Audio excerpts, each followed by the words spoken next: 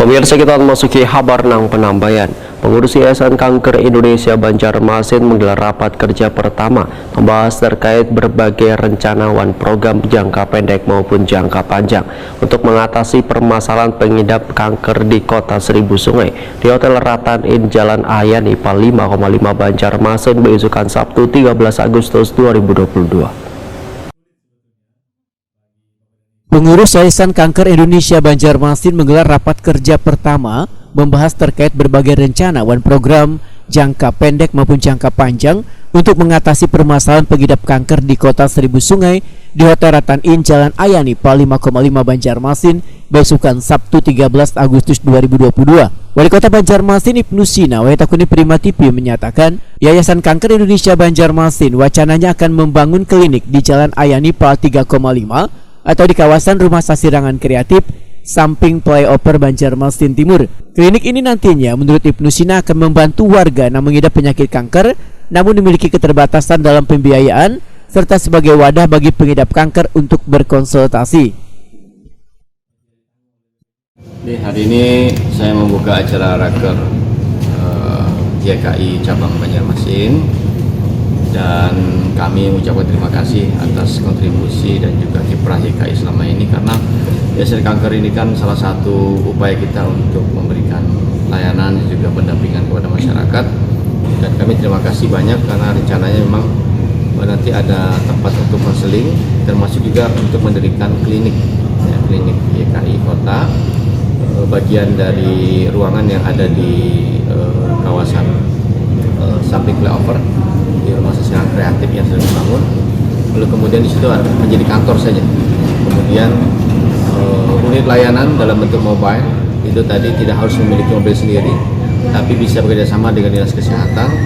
Pasienkes kita lengkap, kemudian juga mobil PSG kita 911 juga 119 bisa melaksanakan siap mendampingi on call 24 jam untuk misalnya kalau diperlukan harus turun ke daerah untuk turun ke masyarakat, apakah membawa yang bersangkutan, mendampingi yang bersangkutan.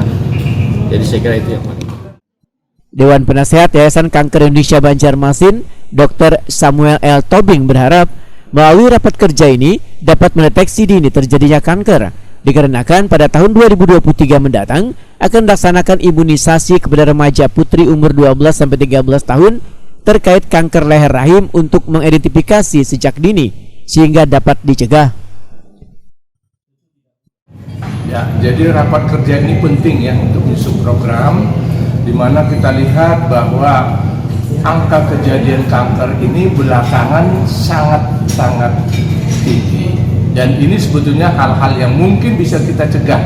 Nah, untuk itulah di dalam rapat kerja ini kita harapkan kita bisa meningkatkan deteksi dini. Tentu deteksi ini bisa kita lakukan dengan melakukan promosi, lakukan kunjungan kerja, dan tentu kita harus melakukan kolaborasi dengan dinas kesehatan, dengan SKPD yang lain, dengan lembaga kemasyarakatan yang lain, sehingga dengan demikian kita harapkan bahwa kita bisa bekerja sama untuk dapat menjangkau masyarakat di dalam memberikan edukasi terhadap pentingnya kesehatan supaya kanker ini bisa kita lakukan katakanlah eradikasi ya. Jadi kita harapkan terbebas dari kanker. Nah, ini kita juga dengan dinas kesehatan tadi sudah membicarakan bahwa tahun 2023 akan ada imunisasi ya Pak Ramadan ya, yes, terhadap remaja putri berusia 12 dan 13 tahun. Ini khusus untuk kanker leher rahim. Ini baru satu, tapi ini merupakan suatu hal awal untuk kita bisa mengurangi kejadian kanker leher rahim nanti di kemudian hari. Ketua Yayasan Kanker Indonesia Banjarmasin Siti Wasila memadahkan sebagai mitra pemerintah dalam penanganan kanker, maka berbagai rencana dan program telah dibahas bersama dalam rapat kerja ini.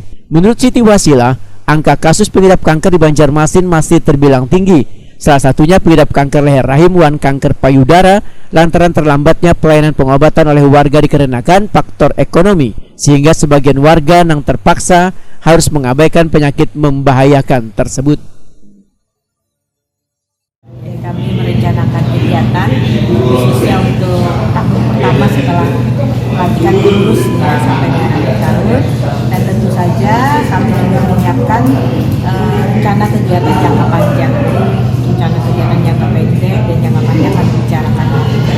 DKI mengambil posisi sebagai mitra pemerintah. Harapan kami apa-apa yang sudah dilakukan oleh pemerintah Kota Banjarmasin untuk penderita kanker, termasuk juga dalam rangka promosi edukasi ya pencegahan kanker, itu mudah-mudahan bisa diperkuat dengan keberadaan DKI Kota Banjarmasin ini.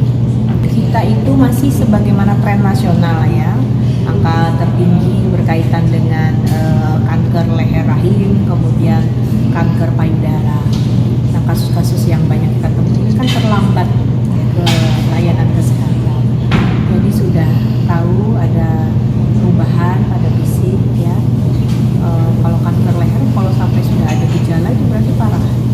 Kalau kanker payudara sebenarnya yang bisa dideteksi secara dini, tapi pada umumnya setelah terdeteksi itu mencoba berbagai pengobatan alternatif dulu, akhirnya datang terlambat.